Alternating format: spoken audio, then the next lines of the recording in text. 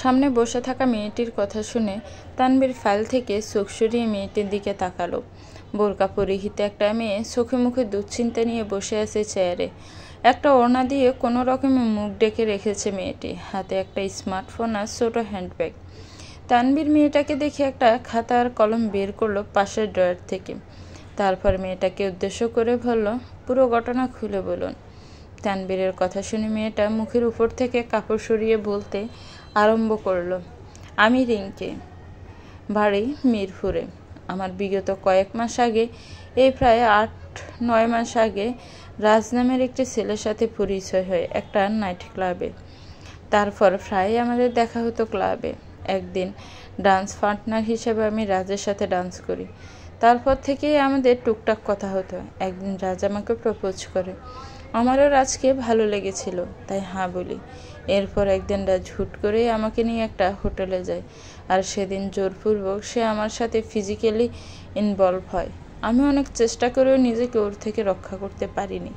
সেদিন রাজ সবটা ভিডিও আকারে রেকর্ড করে আর আমাকে হুমকি দিতে থাকে ভিডিও ভাইরাল করবে এই বলে।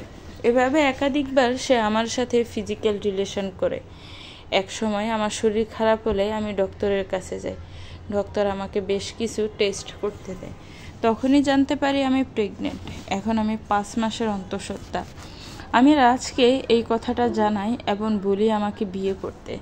রাজ যে বিবাহিত ছিল সেই কথাটা আমি জানতাম না, তাই সে আমাকে বিয়ে করতে নারাজ। আমি পুলিশের কাছে যাব বলে সে আমাকে এবং আমার অনাগত সন্তানকে শেষ করে ফেলবে বলেও হুমকি দেয়। এক নাগাড়ে কথাগুলো বলে থামলো রিঙ্কি। তানবীর রিঙ্কির সব কথা নোট করে ওর দিকে তাকালো। আপনার আগেই উচিত ছিল আমাদের কাছে আসা, কিন্তু এতদিন দেরি কেন করলেন? আমি ভয় পেয়েছিলাম, কিন্তু এখন আমার অনাগত সন্তানের কথা চিন্তা করে আমি আপনাদের কাছে সাহায্য চাইতে এসেছি। দয়া করে সাহায্য করুন আমাকে। আচ্ছা, আপনি শান্ত হন। আপনার নাম, ঠিকানা এবং যোগাযোগের নাম্বার দিয়ে যান। আমি আমার টিমের সাথে কথা বলে খুব শীঘ্রই ওর একটা ব্যবস্থা করে নিব ইনশাল্লাহ। স্যার, আমি সুবিচার পাবো তো? ধৈর্য ধরুন। এমনকি সহরহর আসে আমাদের কাছে। আমরা প্রকৃত দোষীকে ধরলেও টাকার বিনিময়ে জামিন নিয়ে বেরিয়ে যায় অনেকে। তাই আপনার প্রয়োজন খুব গুরুত্বপূর্ণ কিছু প্রমাণ। আমার কাছে ওর হুমকি দেওয়ার সমস্ত কয়েল রকেট মেসেজের স্ক্রিনশট আর সেই ভিডিওটা আছে। সেগুলো সাথে করে এনেছেন? না, আমি এক প্রকার ফালিয়ে এখানে এসেছি। ওই পেন ড্রাইভটা এখন আমার কাছে নেই। ঠিক আছে, আপনি আগামী পরশু সকল প্রমাণ নিয়ে এখানে আসবেন। ততক্ষণে আমি আমার টিম নিয়ে রাজ নামক ওই আসামিকে খুঁজতে শুরু করব। বাকি আর কোনো তথ্য প্রয়োজন হলে আমরা নিজে থেকেই আপনার সাথে যোগাযোগ করব। এখন আপনি আসতে পারেন। জি আচ্ছা। কথাটা বলে রিঙ্কি দুশ্চিন্তা এবং ভয় মিশ্রিত অনুভূতি নিয়ে থানা থেকে বের হয়ে আসলো। এখন বাসায় যাওয়া ওর জন্য নিরাপদ না। তাহলে এখন কোথায় যাবে রিঙ্কি? ভাবতে ভাবতে উল্টো ভাতে হাঁটা দিল সে। এই অনু, আজ রায়ান ভাইয়া তোর সাথে দেখা করতে আসেনি ক্যাম্পাসে? রাইমার কথায় অনু ছোট্ট করে জবাব দিল, না। কেন? আগে তো প্রায় প্রতিদিন আসতো। রায়ান ভাইয়াকে দেখে মনে হতো সেও যেন আমাদের ভার্সিটিরই একজন। তোর খাতিরে আমাদের ভার্সিটির মোটামুটি সবাই এখন রায়ান ভাইয়াকে চেনে। কিন্তু এখন কি ভাইয়ার কাজের চাপ বেশি? ওর সাথে আমার আর কোনো সম্পর্ক নেই রাই। অনুর কথা শুনে রাইমা বিস্ময়কর চাহনি নিয়ে তাকালো ওর দিকে। এসব তুই কি বলছিস দোস্ত? তোরা না একে অপরকে অনেক ভালোবাসিস? সব ভালোবাসা কি পূর্ণতা পায়? ক্যাম্পাসের এক কোনায় দাঁড়িয়ে আকাশ পানে তাকিয়ে আছে অনু। পাশেই রাইমা অবাক হয়ে তাকিয়ে আছে অনুর দিকে। কিন্তু তোদের সম্পর্কের কথা তো সবাই জানে, তোদের পরিবারও জানে, তাই না? হ্যাঁ, কিন্তু এই সম্পর্ক টিকিয়ে রাখা আর সম্ভব না। কিন্তু কেন? সব কেন এর উত্তর হয় না রে। কিছু কিছু কেন তৈরি হয় শুধুমাত্র গোলক দাদায় আটকানোর জন্য। আর এই গোলক দাদা ভাঙতে প্রয়োজন সেই মানুষটাকে যাকে ঘিরে এত প্রশ্ন। দিন দিন তুই কেমন জানি হয়ে যাচ্ছিস রে অনু।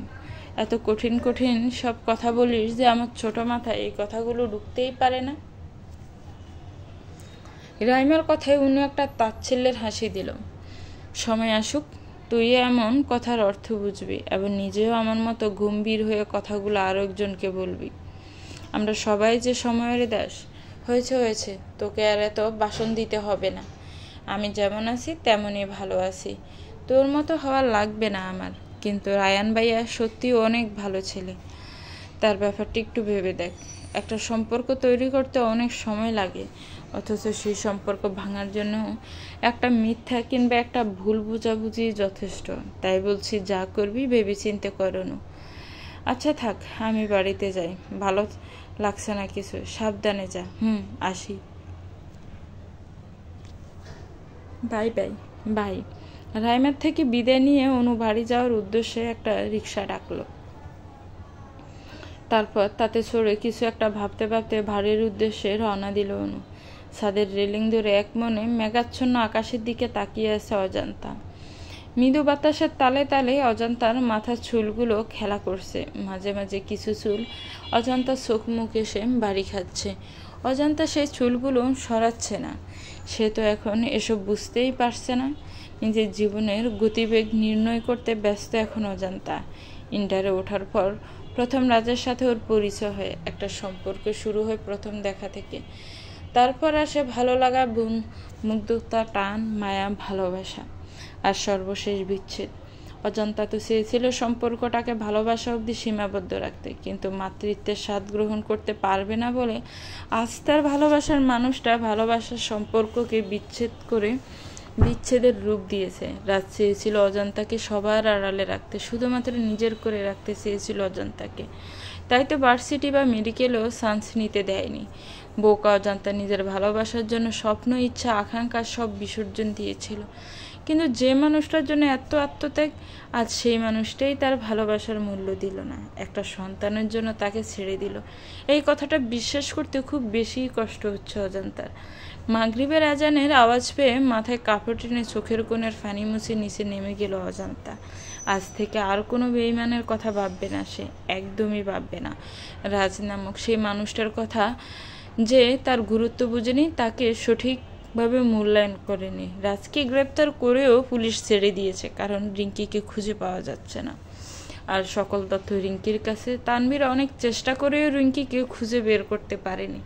পরবর্তীতে পর্যাপ্ত প্রমাণের অভাবে রাজকে ছেড়ে দেয়। রাজ হাসি মুখে জেল থেকে বের হয়ে তানভীরের দিকে চোখ রেখে বলে, নামমাত্র পুলিশ অফিসার সামান্য একটা কেস সলভ করতে পারে না। তানভীর শান্ত চোখে শুধু রাজের দিকে তাকিয়েছিল, কিন্তু কিছুই বলেনি। রাত চলে যাওয়ার পর তানভীর নতুন করে রিঙ্কিকে খোঁজার জন্য অন্য লোক লাগায়, কিন্তু 21 দিন পরেও রিঙ্কির কোনো খোঁজ না পেয়ে তানভীর হতাশ হয়ে যায়। কিন্তু হাল ছাড়ে না। একজন পুলিশ অফিসারের এত তাড়াতাড়ি হাল ছাড়া মানায় না, মোটেও মানায় না। তাই নতুন করে আবার ইনভেস্টিগেশন শুরু করে তানভীর এবং তার টিম মেম্বাররা। অজান্তা এক মনে পড়ছে, রাজের সাথে সম্পর্ক বিচ্ছেদের প্রায় 1 মাস হয়ে গেছে। এর মধ্যে রাজ একবার জেলে গিয়েছে, এই খবরটা অনু অজান্তাকে জানিয়েছিল, কিন্তু অজান্তা তেমন প্রতিক্রিয়া দেখায়নি। যেন রাজের যাই হোক তাতে অজান্তার কিচ্ছু যায় আসে না। সে নিজের মতো পড়ালেখায় ব্যস্ত। তাকে নিজের পায়ে দাঁড়াতে হবে, অন্যের উপর নির্ভরশীল হয়ে আর কতদিন, যতই বাবা মা হোক। তবুও এবার অজান্তার উচিত নিজের জন্য কিছু করা। নিজের বাবা মাকে নিজের উপার্জনে কিছু দেওয়ার আকাঙ্ক্ষা সবারই থাকে, অজান্তারও আছে। কিন্তু তার জন্য প্রয়োজন মেডিকেলে চান্স পাওয়া। তাই এখন অজান্তার ধ্যান জ্ঞান সব পড়া। নন্দিনীর প্রেগনেন্সি 3 মাস চলছে। এখন আগের তুলনায় অনেক কম বাইরে যায় নন্দিনী।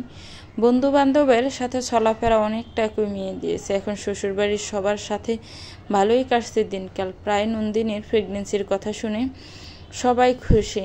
আগের তুলনায় নন্দিনীর ব্যবহার অনেকাংশে ভালো হয়েছে। সব কিছু মিলিয়ে তানভীর নিজেও খুশি। এখন একটা সুখী পরিবারই তো হতে চায় সবাই। রায়ান আর অনু সামনাসামনি বসে আছে, দুজনের চোখ দুজনের দিকে। রায়ানের অনুরোধে অনু আজ ভার্সিটিতে না গিয়ে রায়ানের অফিসে এসেছে। বেশ কিছুক্ষণ চুপ থাকার পর অনু নিজেই বলল, কেন ডেকেছ আমায়? রায়ান অনুর চোখের দিকে তাকিয়ে জবাব দিল, ভালোবাসি তাই। মানে আমি তোমাকে ভালোবাসি, কিন্তু আমাদের সম্পর্ক শেষ। অনু প্লিজ একটু বোঝার চেষ্টা করো। আমি তোমাকে সত্যিই অনেক বেশি ভালোবাসি। আমি পারবো না তোমাকে ছাড়া থাকতে। অন্যায় করেছে আমার ভাই, আমি তো অন্যায় করিনি। তাহলে আমার ভাইয়ের শাস্তি আমি কেন পাবো? কারণ ওই পরিবারে বউ হয়ে গিয়ে আমি সংসার করতে পারবো না। আমি যদি পরিবার থেকে আলাদা হয়ে যাই তাহলে আমাকে যে তুমি তোমার ভাইয়ের মতো ছেড়ে যাবে না তার কি গ্যারান্টি আছে? এটুকু বিশ্বাস নেই তোমার আমার উপরে? তুমি কি সত্যিই আমাকে ভালোবাসো না অনু? রায়ানের এমন আটকে যাওয়া কণ্ঠস্বর শুনে অনুরূপ প্রচণ্ড খারাপ লাগছে। অনু নিজেও ভালো নেই রায়ানকে ছাড়া। আচ্ছা ঠিক আছে, আমি তোমার জীবনে আবার ফিরে আসব, কিন্তু এই কথা ততদিন অবধি তুমি কাউকে জানাবে না যতদিন পর্যন্ত আপু নিজের স্বপ্ন পূরণ করতে পারে, ওকে? অনুর কথা শুনে রায়ান খুশিতে অনুকে কোনো কিছু না ভেবে কথা দিল। ঠিক আছে, অজান্তা ভাবির স্বপ্ন যেদিন পূরণ হবে তারপরে আমি তোমাকে নিজের বউ করে নিয়ে আসব, তার আগে নয়। রায়ানের কথা শুনে অনু হেসে বলল, ভালোবাসি, ভীষণ ভালোবাসি তোমাকে। তাহলে এতদিন দূরে ছিলে কেন অনু? আমার যে এতদিন তোমাকে ছাড়া থাকতে খুব কষ্ট হয়েছে। আমার কাছে যে আর কোনো উপায় ছিল না রায়ান। আপুর কষ্ট ভারাক্রান্ত মুখ আমি দেখতে পারছিলাম না। তখন তোমার সাথে রাগের বশবর্তী হয়ে সম্পর্ক শেষ করি, কিন্তু এখন আপুও মুভ অন করার চেষ্টা করছে, আর আমিও তোমাকে ছাড়া ভালো নেই। ভালোবাসার মানুষটা কাছে না থাকলে যে ভালো থাকা যায় না সেটা আমি তোমার থেকে দূরে গিয়ে বুঝতে পেরেছি, আর কখনো আমি তোমার থেকে দূরে যাব না, কথা দিচ্ছি। অনুর কথা শুনে রায়ান কিছু একটা ভাবলো, তারপর মুচকি এসে অনুর দিকে তাকিয়ে বলল, ভালোবাসি জান, খুব খুব খুব ভালোবাসি তোকে। তুই থাকলেও আমি তোকে ভালোবাসি, আর তুই না থাকলেও আমি তোকেই ভালোবাসি।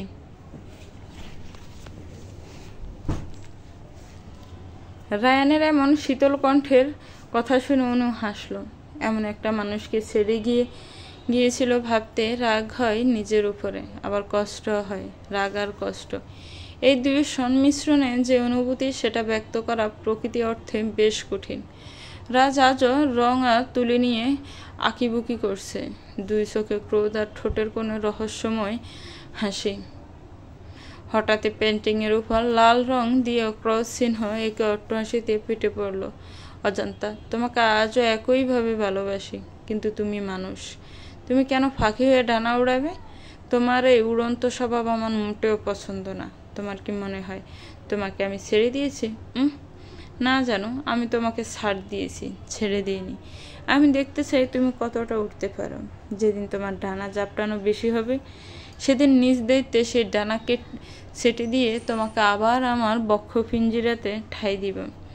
আর সাথে শাস্তি তো আছেই, তুমি আমাকে ঠকি ঠিক করোনি জানো। এর জন্য তো তোমাকে শাস্তি পেতেই হবে, খুব কঠিন শাস্তি দিব আমি তোমাকে, কিন্তু তখন আর তুমি আমাকে ছেড়ে যেতে পারবে না। ছেড়ে যাওয়ার সকল পথ আমি বন্ধ করে দিব। কথাটা বলে রাজ একটা ছবির দিকে তাকালো, চোখ দুটো ছলছল করছে, যেন এখনই দুই ফোঁটা অশ্রু চোখ থেকে গড়িয়ে পড়বে। কিন্তু ছেলেদের তো কাঁদতে নেই, বিশেষ করে রাজদের মতো ছেলেদের একদম কাঁদতে নেই, তাদের জন্য কাঁদা যে নিষিদ্ধ। রায়হান সাহেবের বাড়িতে আসা মাত্র কয়েকদিনের মধ্যে সবার মন জয় করে ফেলেছে। এখন এই বাড়িতে কেউ আসলে বুঝতেই পারবে না আশা এ বাড়ির আশ্রিতা। রিসার সাথে আসার সখ্যতা দিনকে দিন বেড়েই চলেছে। দুই বান্ধবী এখন এক মুহূর্ত একজন আরেকজনকে ছাড়া থাকে না। আশাকে বাইরের একটা ঘরে রাখার সিদ্ধান্ত নিলেও পরে রিসার সাথে থাকার অনুমতি দেন রায়হান সাহেব। আনোয়ারা বেগম আশাকে নিজের মেয়ের মতো ভালোবাসেন। রায়হান সাহেবের বড় মেয়ে নিফা প্রথম যখন আশাকে দেখে তখন একটু সন্দেহ চোখে দেখলেও পরবর্তীতে আসার অমায়িক ব্যবহার দেখে খুশি হয়েছেন, কিন্তু বাড়ির সবার মন জয় করতে পারলেও আশা মিনু বেগমের মন গলাতে পারিনি এখনো। মিনু বেগম সবসময় কটপট চোখে তাকায় আশার দিকে। প্রথম মিনু বেগমের এমন ব্যবহার কষ্ট পেলেও পরে আশা লেগে পড়ে মিনু বেগমকে খুশি করার জন্য, কিন্তু মিনু বেগমকে আশার কাছে খুব কঠিন মনের মানুষ মনে হয়। এখন পর্যন্ত একটুও মন গলাতে পারল না। তবুও নিরাশ না হয়ে আশা মিনুকে বেগমকে নানাভাবে খুশি করার চেষ্টা করে, হাসানোর চেষ্টা করে। সব মিলিয়ে আগন্তুক মেয়েটি নিজের মিষ্টি হাসি আর অমায়িক ব্যবহার দিয়ে সহজে সবার মনে জায়গা তৈরি করতে সক্ষম হয়েছে। এখন দেখার বিষয় আশা নামক আগন্তুক মেয়েটি আসলে কে, এখন কি চায়। সবাই অধীর আগ্রহ অপেক্ষা করছে আশার আসল পরিচয় জানার জন্য। তবে এই বিষয়ে আশাকে কিছু বললেই সে এড়িয়ে যায়, মন খারাপ করে চুপচাপ বসে থাকে। তাই আর কেউ কিছু বলে না আশার পরিচয় নিয়ে। সবাই চেয়ে আশা নিজেই যেন সবাইকে বলে কে সে, কি তার উদ্দেশ্য। হসপিটালের মর্গে একটা বেয়ারিশ লাশ আছে প্রায় 18 দিন ধরে। এক থানা থেকে অন্য থানায়, এমন করে চট্টগ্রামের প্রত্যেকটা থানায় লাশের খবর জানানো হয়েছে, কিন্তু কোনো খবর পাওয়া যায়নি লাশের ব্যাপারে। কারণ চট্টগ্রামের এই ঘটনার সাথে সম্পর্ক আছে ঢাকার পুলিশদেরও। কিছুক্ষণ আগে তানবীর সহ ওদের টিমের বেশ কয়েকজন চট্টগ্রামের হসপিটালে এসেছে। এসেই চট্টগ্রাম থানার ভারপ্রাপ্ত কর্মকর্তা মিস্টার রাফি ইসলামের সাথে কুশলাদি বিনিময় করল তানবীর। তানবীর আর রাফি দুজন কলেজ জীবনের বন্ধু, একসাথে ট্রেনিংয়ে গেলেও দুজনের পোস্টিং হয় আলাদা আলাদা থানায়। গতকাল রাতে রাফির সাথে কথা বলার সময় তানবীর জানতে পারে বিগত 18 দিন ধরে একটা বেয়ারিশ লাশ মর্গে পড়ে আছে। কথাটা শুনে তানবীরের কিছুটা সন্দেহ হয়। তারপর রাফির থেকে জানতে পারে লাশটা একটা মেয়ের এবং মেয়েটি গর্ভবতী ছিল। কথাটা শুনে তানবীর চমকে যায়। মেয়েটির ছবি চাইলে রাফি কিছুক্ষণ পর মেয়েটার ছবি পাঠায় তানবীরকে। তখনই তানবীরের সন্দেহ ঠিক হয়, মেয়েটার কেউ নেই, মেয়েটার রিঙ্কি। গতকাল রাতেই তানবীর তার টিমকে নিয়ে চট্টগ্রামের উদ্দেশ্যে বের হয়। হন্তদন্ত হয়ে তানবীর মর্গে ঢুকে লাশ দেখে শিউরে ওঠে। এমন মর্মান্তিক মৃত্যু, তাও কিনা একজন গর্ভবতী মেয়ের। যে রিঙ্কিকে মেরেছে সে আদৌ মানুষ তো? এমন অনেক কথা তানবীরের মাথায় ঘুরছে। ধন্যবাদ রাফি, আমি এই মেয়েটাকে অনেক দিন ধরে খুঁজেছি। যদিও এমন অবস্থায় আশা করিনি। আমি কি এখন এই লাশটাকে আমাদের মর্গে নিয়ে যেতে পারি? অবশ্যই পারো, কিন্তু তার আগে কিছু ফর্মালিটিস পূরণ করতে হবে। আচ্ছা ঠিক আছে, চলো। এরপর সবকিছু শেষ করে তানবীর সহ বাকি সবাই ঢাকায় ফিরে আসে। রাজের বাড়ির সামনে পুলিশের গাড়ি দেখে আশেপাশে সবাই কানাঘুষা শুরু করে দিয়েছে। এই বাড়ি তো কখনো পুলিশ আসেনি, এই প্রথম এই বাড়িতে পুলিশ এসেছে। তাই সবাই অবাক, রাজ কোথায়? একজন পুরুষালী কণ্ঠস্বর শুনে রাজার মা বসা থেকে উঠে দাঁড়ালো। উঠেই পুলিশকে দেখে চমকে উঠল মিসেস রাফিয়া বেগম। আমার বাড়িতে পুলিশ কেন? আর রাজকে কি দরকার আপনাদের? সেটা রাজকেই বলবো, ডাকুন তাকে। রাজ তো বাড়িতে নেই, কোথায় গেছে? গতকাল রাত থেকে বাড়িতে আসেনি, কিন্তু কোথায় গেছে সেটা ভুলে যায়নি।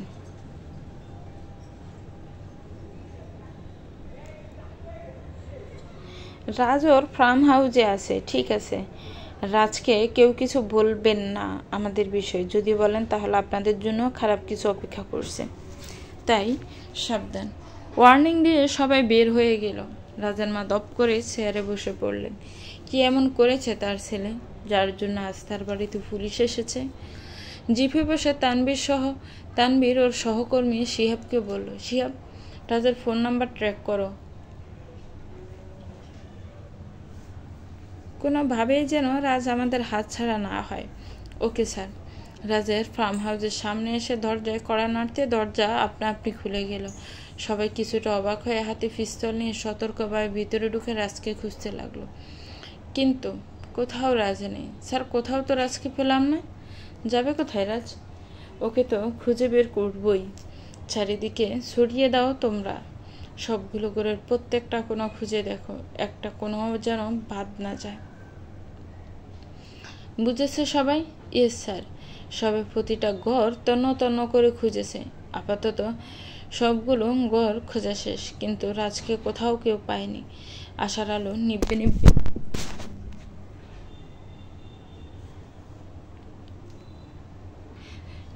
পুনরায় জ্বলে উঠল যখন একটা ঘরের ফ্লোরের নিচে গোপন ঘরের দরজা দেখতে পেল তানবীর খুব সতর্কতার সাথে দরজার হুক ভেঙে ফেলল। তারপর সবাই ধীরে ধীরে সিঁড়ি বেয়ে নিচে নামতে হতভম্ব হয়ে গেল। রাজ একটা চেয়ারে অবচেতন অবস্থায় পড়ে আছে। না, অজ্ঞান হয়নি, মদ্যপান করে নেশে বুধ হয়ে আছে সে। হাতে রং লেগে আছে, পুরো ঘরে রং তুলি, কাগজ, পেন্টিংয়ে ছড়াছড়ি। সবগুলো পেন্টিং দেখা গেলেও একটা পেন্টিং কাপড় দিয়ে ঢেকে রাখা হয়েছে। কাপড় সরাতে সেদিনের পেন্টিংটা চোখে পড়ল সবার। এটা সেই পেন্টিং যেটা রাজ এঁকেছিল সেদিন রাতে। এক মুঠো রং লেপটে আছে শুধু। এর মধ্যে একটা ব্যাপার লক্ষ্য করলো তানবীর। এতগুলো রঙের মধ্যে একটা আবছা মেয়ের অবয়ব আঁকা, আর এক কোণে ছোট্ট করে আর লেখা। তানবীর তেমন কিছু বুঝতে না পারলে এটুকু বুঝতে পারলো এই পেন্টিংটা কেসের সাথে জড়িত। তাই পেন্টিংটা এভিডেন্স ব্যাগে নিয়ে নিল। তারপর রাজকে না ডেকে তিনজন মিলে জিপে বসিয়ে থানায় নিয়ে গেল তাকে। তানভীর রাজের সাথে থানায় গেল ওই গোপন ঘরে সার্জনকে রেখে গেল সমস্ত প্রমাণ সংগ্রহ করার জন্য। সবাই চলে যেতে একটা ছায়া মুচকি হেসে সরে গেল ফার্ম হাউস থেকে। রাতের আধারে অজন্তার বাড়িতে একজন ঢুকলো। কালো হুডি, কালো জিন্স, কালো জুতা, এক কথায় নিজেকে কালো রঙে সাজানো। ব্যক্তিটি আসলে কে সেটা বোঝার উপায় নেই, তবে অবয়ব দেখে বোঝা যাচ্ছে এটা কোনো ছেলের অবয়ব। অজন্তাদের বাড়িতে কোনো ছেলে নেই, আর এই ব্যক্তিটি এই বাড়ির কেউ না। সে এসেছে একজনের সাথে দেখা করতে। ছাদের এক কর্নারে দাঁড়িয়ে আছে দুজন, একজন মেয়ে অবয়ব আর একজন ছেলে অবয়ব। দুজনের মুখেই রহস্যময় হাসি। ধন্যবাদ তোমাকে আমাকে সাহায্য করার জন্য। আরে না না, ধন্যবাদ দিয়ে আমাকে ছোট করো না, এটা আমার দায়িত্ব। আমি চেষ্টা করবো এই খেলার শেষ পর্যন্ত তোমার সাথে থাকার। অন্যায়কে প্রশ্রয় দিতে নেই, সে নিজের আপন কেউ হলেও না। কথাটা তোমাকে দেখে সবার বিশ্বাস করা উচিত। নিজের লোক যখন বেইমানি করে তখন পিঠ দেওয়ালের সাথে ঠেকে যায়। এই শহরে সবাই মুখোশের আড়ালে লুকিয়ে আছে। চোখের ফলকে সবাই রূপ বদলায়, চেনা মানুষও অচেনা হয়ে যায়। সময় এসে গেছে মুখোশ উন্মোচনের। এই প্রতিশোধ তোমার একার নয়, এই প্রতিশোধ আমাদের সবার। কাজে লেগে পড়ো, একটা প্রমাণও যেন আমাদের হাত ছাড়া না হয়। আচ্ছা, এখন তুমি যাও, কেউ দেখে ফেললে সমস্যা হবে।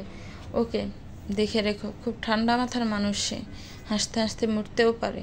তবে ওকে আর কোনো ভুল স্টেপ নিতে মানা করো, আমরা আছি তো ওর পাশে। হ্যাঁ, ও যা শুরু করেছে তাতে ওকে একটু বোঝাতে হবে, তবে আর নয়, এমন সহজভাবে বোঝা নয়। এবার তো ওকে বাসাতেই ওকে বোঝাবো আমরা। আসি, নিজের খেয়াল রেখো, তুমিও।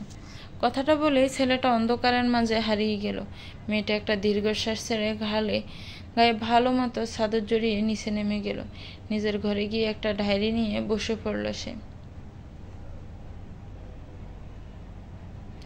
আজ আমরা আমাদের লক্ষ্যে পূরণের প্রথম ধাপ পার হয়েছি। এই খেলা মোটেও সহজ নয়। নিজের জীবন বাজি রেখে আমরা সবাই আগুন নিয়ে খেলতে নেমেছি। জানি না ভবিষ্যতে কি হবে, তবে আমি বা আমরা কেউই থামব না।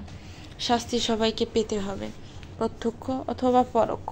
কোনো না কোনোভাবে আমাকেও শাস্তি পেতে হবে, তার জন্য আমি প্রস্তুত। কিন্তু সবার আগে বাকিদের শাস্তির ব্যবস্থা করব আমি।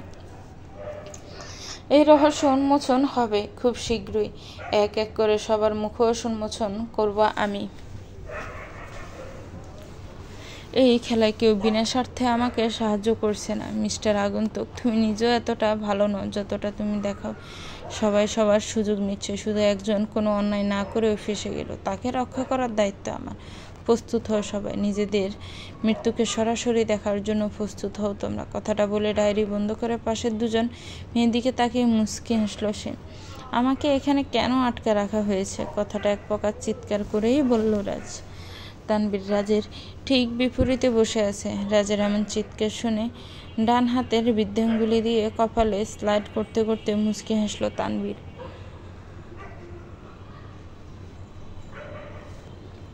নামমাত্র পুলিশ, এখন তার ডিউটি সঠিকভাবে পালন করছে মিস্টার রাজ। রাজ তানভীরের এমন খোঁচা দিয়ে কথা বলার কারণ বুঝতে পেরে আরও রেগে গেলেন। হে মিস্টার তানভীর, খুব বড় ভুল করেছো তুমি। ও আচ্ছা, তাই? তা কি ভুল করলাম শুনি? আমাকে জেলখানায় আটকে রেখেছো কেন?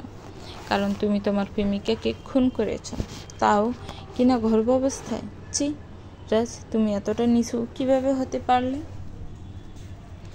ভার্সিটিতে তোমার দাদাগিরি দেখেও কিছু ভুলিনি। অন্যায় করলেই চুপ থেকেছি, কিন্তু এখন আমি একজন আইনের লোক আর তুমি একজন অপরাধী, তাই এবার তোমাকে শাস্তি পেতেই হবে।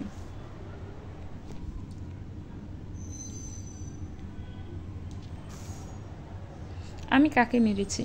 রিঙ্কিকে। আমি যে রিঙ্কিকে মেরেছি তার কোনো প্রমাণ আছে?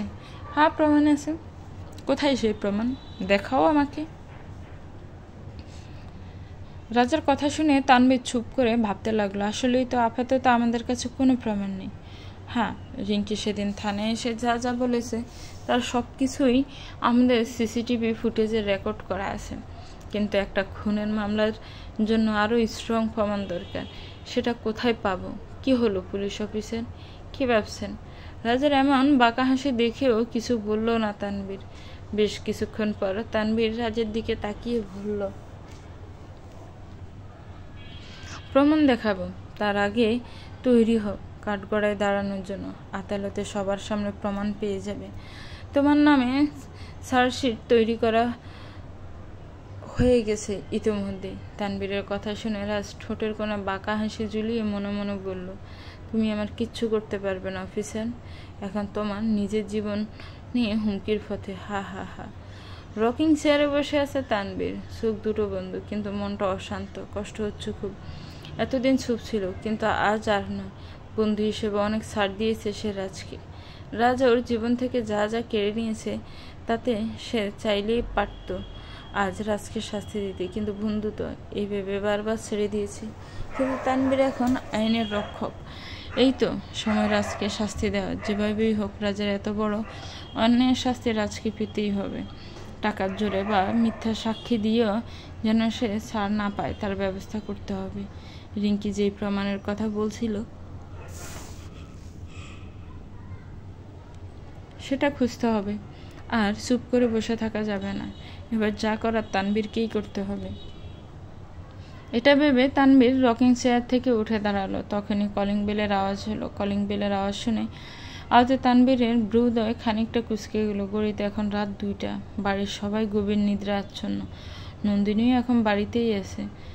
ওদের ঘরে ঘুমাচ্ছে সে। তবে এত রাতে কে আসলো? আবারও কলিং বেল বাজতেই তানবীর আসছে বলে মেন দরজা খুলতে গেল। দরজা খুলে কাউকে না দেখে আশেপাশে তাকালো তানবীর। তখনই দরজার পাশে একটা ছোট্ট বক্স পেল সে। বক্সটা তুলে ভালো করে চেক করে নিল তানবীর। তারপর দরজা লাগিয়ে ভিতরে এসে বক্সটা খুলতে গিয়ে তানবীর অবাক হয়ে গেল, কারণ ভেতরে 2টা সিডি, একটা পেন ড্রাইভ, একটা মোবাইল ফোন আর একটা সিরকুট আছে। সিরকুটে লেখা এই সব কিছু রিঙ্কির খুনের সাথে সম্পর্কিত। রিঙ্কির খুনের সকল প্রমাণ এখানে আছে। আর সব থেকে বড় প্রমাণ সময় মতো পেয়ে যাবেন আপনি। আপনার কাছে শুধু একটাই রিকোয়েস্ট স্যার, রিঙ্কির খুনের যেন সঠিক বিচার হয়। ব্যাস, এটুকু লেখা ছিল সিরকুটে। তানবীর সিটকুট রেখে দ্রুত পদে হেঁটে স্টাডি টেবিল থেকে ল্যাপটপ এনে পেন ড্রাইভ ঢুকিয়ে ভিডিও অন করতে রাজার রিঙ্কের অন্তরঙ্গ মুহূর্ত দেখতে পেল। ঘৃণায় তানবীর চোখ বন্ধ করে ফেলল। তবু ইনভেস্টিগেশনের জন্য সম্পূর্ণ ভিডিওটা দেখল সে।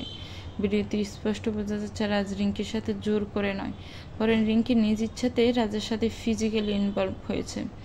তাহলে রিঙ্কি কেন বলল যে রাজ তার সাথে জোর করে সম্পর্কে জড়িয়েছে? আর রিঙ্কি যদি এই পেন ড্রাইভের কথাই বলে থাকে তাহলে রিঙ্কি পেশে যেত। না না, কোনোভাবেই হিসাব মিলছে না। কিছু একটা ঝামেলা তো অবশ্যই আছে। আর সব থেকে বড় কথা, এগুলো তানবীরকে কে পাঠালো? কিছুই বুঝতে পারছে না তানবীর। তবুও নিজেকে শান্ত রেখে সিডিগুলোর মধ্যে একটি ওপেন করতে তানবীর দেখতে পেল রাজ রিঙ্কিকে নিয়ে একটা রিসোর্টে বসে আছে। রিঙ্কির মুখে হাসি আর রাজের মুখে দুশ্চিন্তা। সিডিতে সাউন্ড শোনা যাচ্ছে না, তাই রাজ আর রিঙ্কির মধ্যে কি কথা হয়েছে বোঝা যাচ্ছে না। হঠাৎ রাজ রিঙ্কিকে জড়িয়ে ধরে, আর তারপর কিছু দেখা গেল না। আরেকটা সিডি ওপেন করার আগে পেছন থেকে নন্দিনী ডেকে উঠল তানবীরকে। এখনো ঘুমাওনি তুমি? নতুন একটা কেসের কাজ করছি, একটু পরেই ঘুমাবো। কিন্তু তুমি এখনো জেগে আছো কেন? না না, আমি তো ঘুমাচ্ছিলাম। ওই আমার একটু ক্ষুধা লেগেছে, তাই খাওয়ার জন্য উঠেছি। আচ্ছা তুমি খেয়ে নাও, আমি যাই, ঘুমাবো।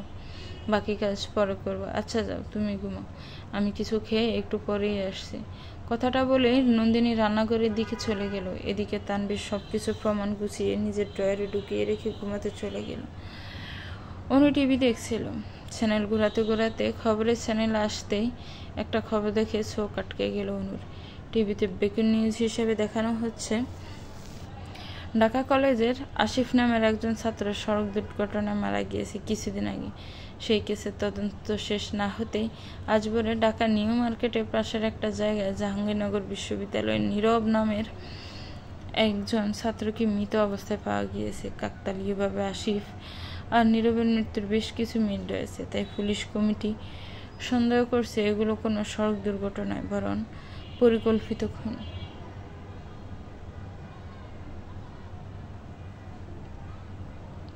তাই এই কেসের তদন্ত করতে কোনো রকম গাফিলতি করবে না কেউ, এমনটাই জানিয়েছেন পুলিশ সুপার জিয়াউল ইসলাম।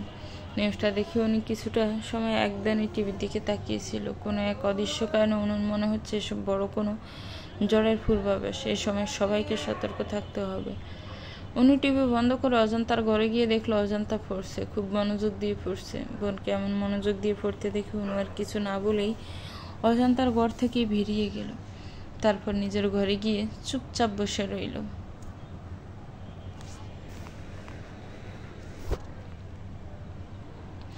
দেখতে দেখতে বেশ অনেকগুলো দিন কেটে গিয়েছে। এই কয়েক মাসে সবার জীবনে মোড় ঘুরে গিয়েছে। সবাই সবার থেকে আলাদা, কিন্তু কোথাও গিয়ে সবাই একই স্থানে এসে থেমেছে।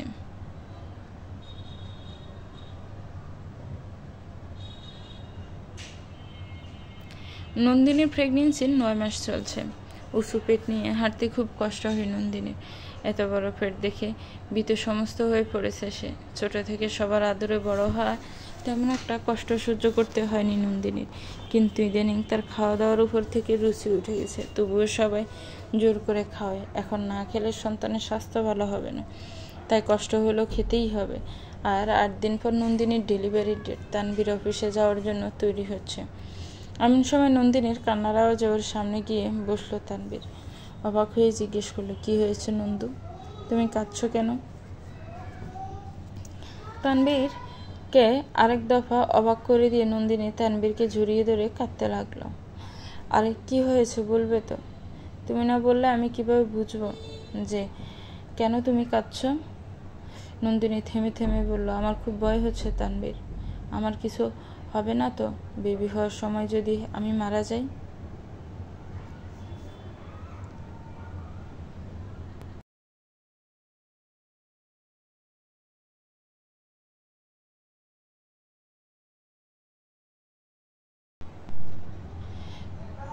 তানভীর নন্দিনীর মাথায় হাত বুলাতে বুলাতে বলল, ধুর বোকামি, কিছু হবে না তোমার। আমাদের বেবি আর তুমি একদম সুস্থ থাকবে ইনশাল্লাহ। তবুও খুব ভয় হচ্ছে আমার। ভয় পেও না, আমি আছি তো তোমার পাশে। তুমি আছো বলেই ভরসা পাই আমি তানভীর। সবসময় ছায়া হয়ে তোমার পাশে থাকবো আমি, চিন্তা করো না তুমি। তানভীরের কথায় নন্দিনী হেসে আরো শক্ত করে জড়িয়ে ধরল ওকে।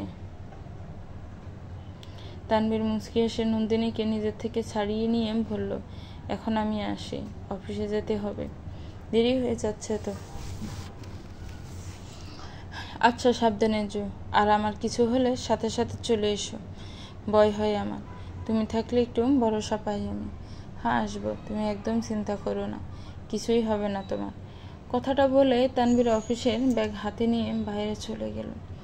নন্দিনী মুচকি হেসে নিজের পেটের উপর হাত রাখলো। এই বাচ্চার জন্য সে এত কষ্ট করছে। এখন উপরওয়ালার কাছে শুধু একটাই চাওয়া, বাচ্চাটা যেন সুস্থভাবে এই পৃথিবীর আলো দেখতে পারে। তানভীর থানায় এসে সর্বপ্রথম রাজের কেস ফাইল নিয়ে বসলো। রাজকে এখনো জেলে রাখা হয়েছে। রাজার পরিবার অনেক চেষ্টা করেও রাজের জামিন করাতে পারেনি। একজন খুনের আসামিকে এত সহজে ছাড়ানো যায় না। আদালতে রাজের বিরুদ্ধে তানভীর কিছু গুরুত্বপূর্ণ তথ্য জানায়। আদালত কখনো কারোর মুখের কথায় বিশ্বাস করে না, সে আইনের লোক হলেও না। তাই তানভীর নিজের কাছে থাকা সমস্ত প্রমাণ আদালতে পেশ করে। তখন এটা প্রমাণিত হয় যে রাজের সাথে রিঙ্কির বহুবার শারীরিক সম্পর্ক হয়েছে এবং রিঙ্কি সত্যিই রাজের অনাগত সন্তানের মা হতে চলেছিল।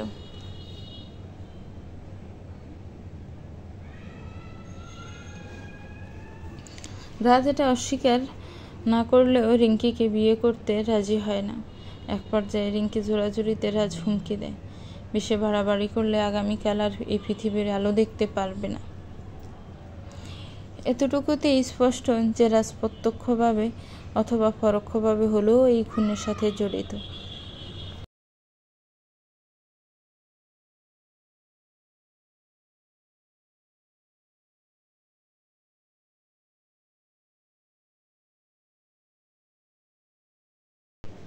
এখন তানভীর আরও প্রমাণ খুঁজছে রাজের সঠিক শাস্তির জন্য, কারণ এখনই এটা প্রমাণিত হয়নি যে রাজই রিঙ্কিকে মেরেছে।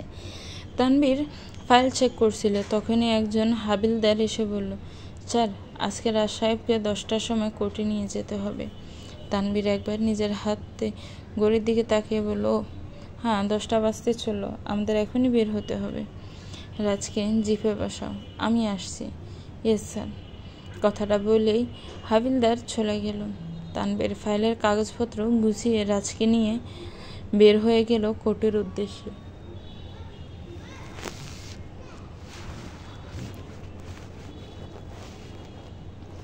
রাজ অনেক ভেঙে পড়েছে। না, তার জেলে থাকা বা জামিন না হওয়ার জন্য না, নিজের বিপরীতে রায়ানকে কোর্টে দেখে রাজ চরম পরিমাণে চমকে যায়।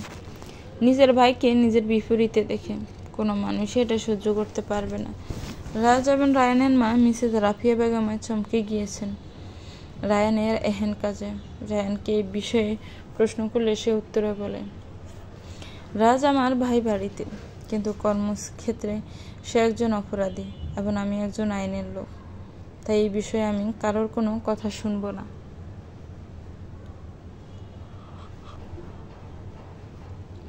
এরপর আর কারোরই কিছু বলার থাকে না। দুই ভাইয়ের এমন কাণ্ড দেখে মিসেস রাফিয়া বেগম দুশ্চিন্তা করতে করতে অসুস্থ হয়ে পড়েন। তিনি ভেবেছিলেন এবার হয়তো রায়ান সরে দাঁড়াবে, কিন্তু না, রায়ান সরে দাঁড়ায়নি। তার কথা একটাই,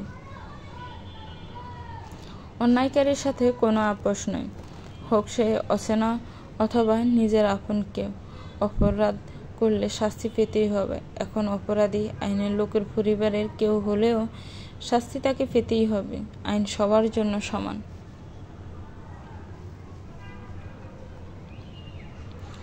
রাজ নিজের ভাইয়ের এমন কঠিন রূপের সাথে পরিচিত নয়। ছোটবেলা থেকে রাজ আর রায়ান একে অপরকে ছাড়া থাকতে পারত না। রায়ান অভিমান করলে রাজ খুব সহজে ভাঙাতে পারত না, কারণ রাগ আর অভিমানের মধ্যে বিস্তর ফারাক। রাগ করলে সহজে ভাঙানো যায়, কিন্তু যারা অভিমান করে তাদের অভিমান ভাঙানো বড্ড কঠিন। এরপরেও রাজ কোনো বিপদে পড়লে সবার আগে রায়ান বাঁচাতে আসতো।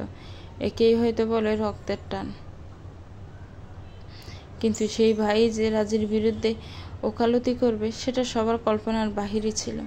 ঢাকা মেডিকেল কলেজ, যারা মেডিকেলে পড়তে চায় সেই সকল শিক্ষার্থীদের স্বপ্নের ঠিকানা। এখানে চান্স পাওয়া খুব একটা সহজ নয়। অনেক মেধাবী শিক্ষার্থীরা এখানে এসে হেরে যায়। সেই সকল শিক্ষার্থীর মতো অজান্তাও ভয়ে ছিল তার চান্স হবে কিনা। তার ভয় এবং অদম্য ইচ্ছা শক্তির বলে সে জয় করেছে ঢাকা মেডিকেল কলেজের একটি আসন। এই আসন পাওয়া সহজ ছিল না। টানা 2 মাস নাওয়া খাওয়া বাদ দিয়ে সব সময় বইয়ের মধ্যে ডুবেছিল অজান্তা। লক্ষ্য একটাই, ঢাকা মেডিকেল কলেজ। নিজের লক্ষ্যে পৌঁছাতে প্রচুর কষ্ট করতে হয়েছে তাকে। তবুও অজান্তা থেমে থাকেনি, চেষ্টা চালিয়ে গিয়েছে এবং আজ সে সফল।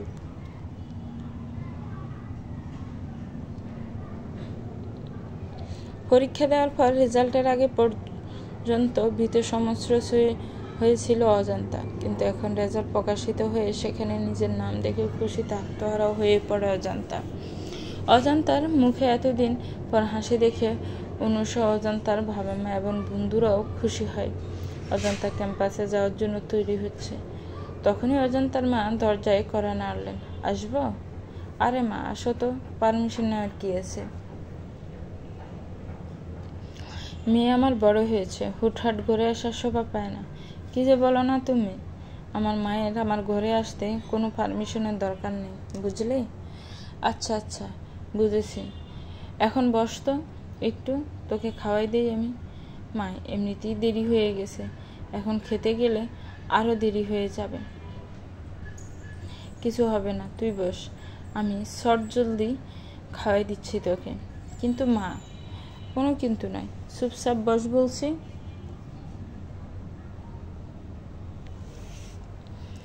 অগত্যা মায়ের কথায় বিছানায় বসে চুপচাপ খেয়ে নিল অজান্তা। খাওয়ার পর তাড়াতাড়ি নিজের ব্যাগ নিয়ে দৌড়ে লাগালো ক্যাম্পাসের উদ্দেশ্যে। ক্যাম্পাসে এসে নতুন বন্ধুদের সাথে দেখা হয়ে গেল অজান্তা। মাত্র কয়েকদিনের মধ্যেই 8-10 জনের সাথে ভালোই সখ্যতা তৈরি হয়েছে তার। অজান্তা ছোট থেকেই মিশুকে স্বভাবের, খুব দ্রুত সবার সাথে মিশতে পারে সে। এখানে এসেও নিজের এই গুণের জন্য ইতিমধ্যে একটা বন্ধুমহল বানিয়ে ফেলেছে সে। বন্ধুদের সাথে কিছুক্ষণ কথা বলে লাইব্রেরিতে চলে গেল অজান্তা। কিছু নোট সংগ্রহ করতে হবে।